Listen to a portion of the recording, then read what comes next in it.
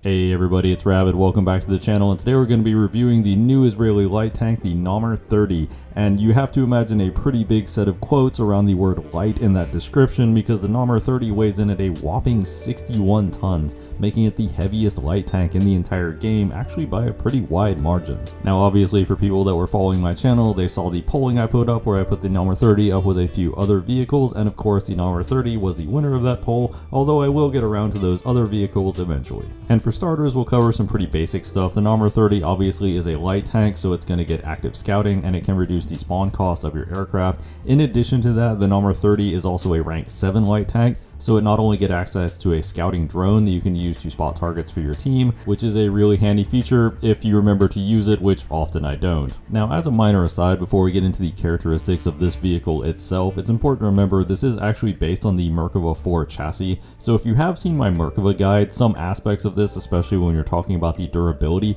are going to feel a little redundant, but this is obviously for people who may not have seen all those other videos. We're going to start things off with the overall mobility of the Namr, and if you are expecting the Namr to be a fast and agile light tank, well, you might be in for a bit of a disappointment with this one. As mentioned previously, it does weigh a whopping 61 tons, but it also comes with a 1200 horsepower engine, so it's not completely inadequate in terms of mobility. While the top speed of 54 kph isn't really anything to write home about, on a decent enough straightaway you can actually hit this speed relatively easily, so on the whole I found in a straight line it was at least reasonably competitive with most other contemporary MBTs, although it wasn't exactly tearing up the place. In the reverse gear you only go up to about 23 kph, which isn't bad by any stretch of the imagination. You can't exactly drive constantly in reverse, but if all you need to do is to get out of a bad situation, it's more than enough to get the job done. The vehicle also has neutral steer, so you can just pivot the vehicle on its tracks, which makes it reasonably agile in close-in environments. The biggest downside I would say to the vehicle mobility-wise is that it doesn't have a very high top speed,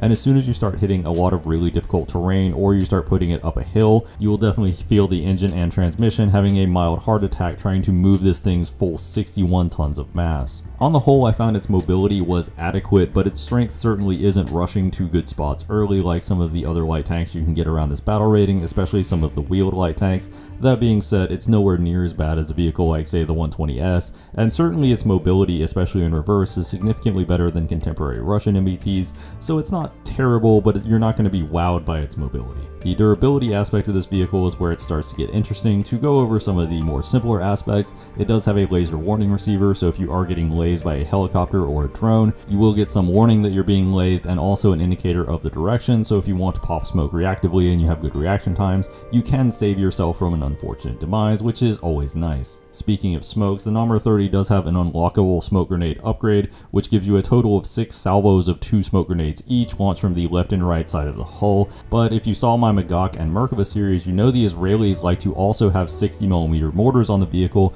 which the developers actually model as an auxiliary smoke grenade launcher that you don't need to research. It turns out the Namr 30 is no different in this area. You can actually see it right here on the left hand side of the hull. It will have 10 smoke grenades stock, and they drop basically right in front of the vehicle, so it is actually a pretty nice feature to have, as you basically get smoke grenades stock without having to invest any RP. Much like the other Israeli vehicles with this feature, you can't exactly toggle it on and off, so every time you fire smoke, if you have the regular smoke launchers research, you will fire the one from the left and right side and then the one in the front, which actually does create a pretty nice spread of smoke around the 180 arc in the front of the vehicle. The Namr 30 also features a nice high quality commander's thermal viewer that is located very high up on the vehicle. In fact, it's this little ball on top of the turret, so you can actually use it to efficiently peek over objects, unlike a lot of other vehicles that have the commander's thermals much lower set on the turret. However, I do find, because the turret itself is unmanned, which we'll get to in a minute, that you don't usually need to use this feature, as you can often just use the gun thermal sights, but it is nice to have nonetheless.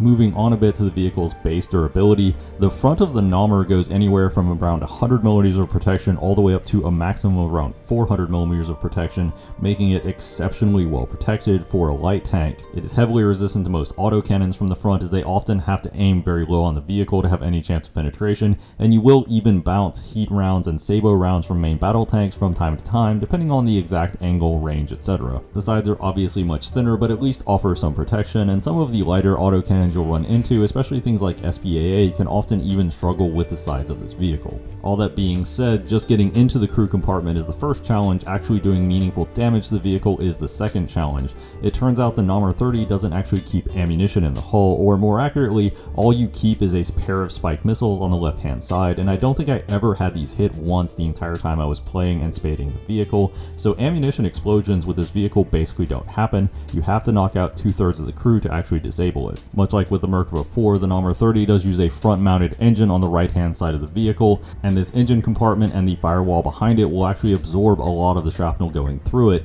and this creates a rather frustrating scenario for opponents, as the shrapnel is not exactly going from the hull, but it's going from the firewall behind the engine, which can often lead to fairly anemic shrapnel patterns, especially because the back of the vehicle is largely empty. Additionally, the Namur 30 does in fact have a completely unmanned turret that you can poke over obstacles, and it is virtually impossible unless your opponent is using an incredibly powerful high explosive round to actually kill this vehicle through the turret, so you can often poke your turret over obstacles with basically no fear of actually being destroyed. All that being said, I do actually have to list some of the downsides with the durability of the Namur, and there are actually several of them. The first one is obviously the front-mounted engine will lead to you getting immobilized a lot, but also directly behind the engine firewall you'll see the main console that the gunner actually uses to control the weapon station, and this will actually completely disable the weapon if this is hit. Additionally, if a shell goes straight into the driver's face, the commander is basically right behind him, so it's fairly common, especially if you have low crew skills, for both the driver and commander to be taken out with a single shot. Additionally, shots from the side, both your commander and gunner are effectively in a straight line, so any shot roughly to the area right behind the engine will probably take out both of them. Very notably, the fact that there is no ammo in the hull means you're not vulnerable to ammo explosions, but it also means that good hits to your turret can often knock out all of your ammo for both your spikes and your 30mm cannon, in which case you just have to go to a capture point to reload, which is kind of a frustrating experience, obviously, because now you're completely out of the fight, and if you're on a hotly contested single cap map, this means you are essentially useless for the remainder of the map. That being said, there are some small tips to slightly improve the vehicle's durability. The first one is that if you are about to take a hit, you should definitely angle to the left. And the reason why this matters more on this vehicle than the Merkava is because obviously in the Merkava you have crew in the turret, whereas here all of the crew are in the hull. If you slightly angle to the left, you're putting the engine between the incoming shells and a lot of your crew, and also you're reducing the likelihood that any two of your crew members are going to be in a straight line and eating shrapnel at the same time.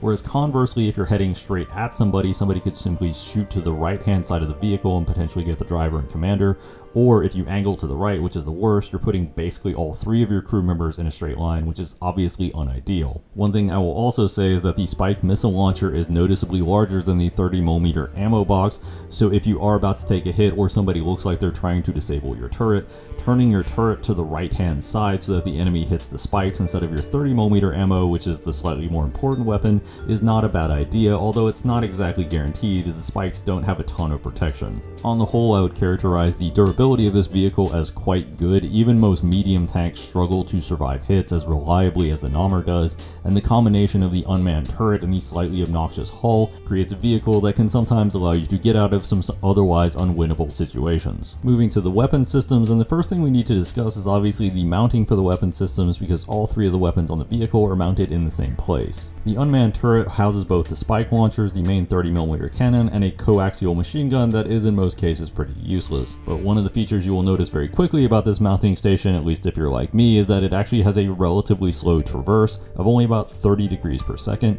which isn't awful, but it is actually slower than a lot of the MBTs around this battle rating, and the elevation, despite having really good elevation angles, isn't actually that much better. That being said, it does have very high elevation angles and can obviously shoot in a 360, and its depression angle of -20 degrees allows it to use basically any position, even positions that have very steep angles, which means it can adopt positions on top of hills or on the crest of hills that other tanks simply couldn't use effectively without exposing most if not all of their vehicle. It does feature the fairly standard accoutrements you would expect at 10.3, such as high quality thermal imaging and of course a laser rangefinder to allow you to accurately get shots on target, and it also features an auto tracker to help you shoot down aircraft, although in practice this is a lot more helpful against helicopters and planes because the aforementioned slow turret traverse and elevation can make it difficult to track a lot of jets around this battle rating, given that most of them are supersonic and many will be attacking from very high altitude. While the Namur does technically feature a coaxial machine gun, it is borderline useless at this battle rating as there is very little it can engage effectively. Possibly if you have a helicopter or an airplane that is slow and low, you might be able to hit it if your 30mm is out of action, but if your 30mm is working, you might as well just use the 30, so it is mostly just a useless weapon. The Spike LR2s are probably one of the more interesting weapons for most people, as it's a fire and forget infrared guided missile, so it will lock onto the heat signature of a target, you fire it, and then it will go after the target. And this little engagement single-handedly encapsulates my experiences with the Spike missiles.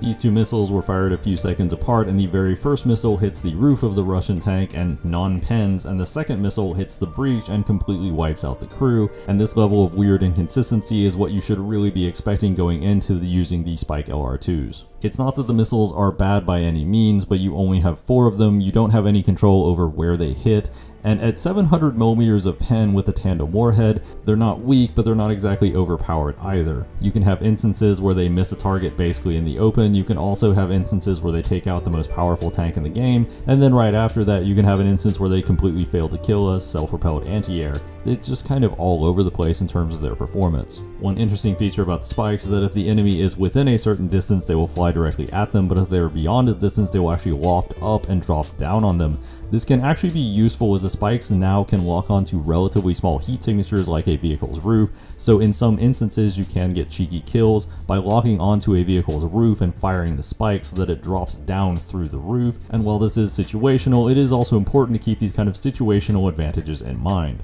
Additionally, one major difference between the Vilcus and the KF-41 and the Namur 30 is that the Namur 30 has the Spike missiles mounted alongside the main gun, whereas the Vilcus and the KF-41 have it mounted basically on the roof in a mount that fires slightly upwards. So the Namur can actually fire the Spikes almost directly in front of it at close range, which is a huge advantage if you just happen to be in a scenario where the enemy has knocked out your 30mm cannon. It will still be highly inconsistent, of course, because that's just what Spikes do, but it has saved me on more than a few occasions. That being said, the Spikes have been noticeably less useful than I remembered them being against things like helicopters, as I wasn't able to hit a single helicopter with a Spike throughout my entire playtime with it, unlike the last time I was messing around with them where I was able to hit helis pretty consistently, so I'm not sure exactly what's going on there, but it is something to keep in mind. The main gun on the Namur 30, as the name Namur 30 implies, is the 30mm Bushmaster chain gun. The Bushmaster has a relatively modest rate of fire, similar to something like a Puma or a KF-41 if you've ever used either of those vehicles. The base shell you start out with, the HFAB, has around 87mm of max penetration, which isn't bad but can struggle a little with some targets, whereas the upgraded dart that you get actually has 116mm of penetration, and you get this at rank 3, and at that point you can basically deal with most targets, especially from the side, but even a lot of enemies from the front. The biggest challenge with the Namur 30 is figuring out which vehicles you can and can't pen from the front, and where you can and can't pen them from the front, because obviously certain enemies you're better off just going for barrels, but some of them you can actually pen things like driver's ports, turret rings, etc., and just take the vehicle out outright from the frontal angle. So getting that level of base knowledge is kind of required to get the most out of the vehicle, but once you get the hang of it, the 30mm cannon on it is actually quite functional, and I found the damage was remarkably good even for an autocannon. The gun essentially has two 100-round belts, although there isn't really a delay between switching from one belt to the other, so you can kind of treat it like a continuous 200-round belt, which isn't a ton of ammo, but given the modest rate of fire and decent damage, is more than enough to have a good game or even get a nuke without having to reload. The Namur 30 does have an unlockable high explosive round, which is essentially useless. It has basically no applications. It's okay for tearing up light vehicles and planes, but you can already do that with the dart or the HVAP. You don't need a special round for for it, so I don't know why it's an unlockable feature. It feels like kind of a waste of time. I would overall categorize the firepower of the Namur as fairly competent and good enough to get you out of most situations with relative ease, although it's not a point-and-click vehicle like some of the single-shot guns around this battle rating, so there will at least be something of a learning curve while you figure out exactly what you can and can't pen with this vehicle at what ranges. I will say the inconsistencies with the spikes compared to the relatively small number you carry can be one of the bigger points of frustration, especially if you're in a map that happens to have a high percentage of heavily armored enemies. But on the whole, I would say I was very satisfied with the amount of firepower this vehicle had, both at its BR and in max up tiers. Normally this is the part where I'd recommend playstyles and how to use the vehicle, but it turns out the Namur 30 is reasonably flexible, and it's really just down to your map knowledge and your vehicle knowledge as to how you get good games out of it. The low profile turret combined with a good gun depression means it's very efficient at using long range positions where it can hide its hull, but even in a brawling capacity on urban maps, the good durability also means it can frequently take hits and push opponents that you couldn't normally push with most vehicles, especially enemies with autocannons, as a lot of autocannons will struggle to take you out before you take them out. That being said, there is a pretty big elephant in the room in terms of the Namur 30's usability, and that's its battle rating of 10.3, where Israel doesn't exactly have what you'd call a lineup. The only mainline tech tree vehicle at 10.3 is the improved Chaparral, which honestly is not really a 10.3 vehicle, even though that's its battle rating. It's more like a 9.3 to 9.7. I feel like the developers just didn't want to give Israel two 9.3 AAs, and that's why it's at 10.3. But either way, it's certainly not a vehicle anybody would play 10.3 for. Additionally, in the mainline tech tree, the highest battle rating you have close to the Namur without going over it is the 9.3 battle rating, where you have the Merkava 1B, 2B, Galbatash, etc. And putting them up with the Namur would mean taking them into basically full up tiers. If you do have the premium Merkava 2D, that's at 9.7, but you're still in kind of the same boat. Additionally, with the premium T80 and Leopard 2 being added in addition to the clickbait, now you have a very common 11.3 matchup that the Namur does see semi-regularly. While the 9.3 and 9.7 MBTs aren't completely incompetent at these battle ratings, they can still get kills. You will often find yourself in fights where you have no meaningful advantage over the enemy you fight, and they basically hold all the cards. There aren't even any really good cast options at 10.3 that you want to pair with the Namur. Mostly it's just the 9.7 crew like the Ayit or the Zephyr D, which aren't great at 10.3, although they are still competent. At this point, playing a 10.3 lineup is essentially just playing it for the Namur 30, and while it is a flexible vehicle, I'm not really convinced that's that great of an idea, although that is subjective. The Namur 30 is still very good at 10.3, and it might be enough to carry your lineup with the other vehicles just functioning as backups. That being said, it's a very valid question, with this being Israel's highest tier light tank. Does it function well at 11.0 and 11.7 if you want to use it at the highest echelons of the game? And my general experience was yes, actually. As a support vehicle, it does function very well,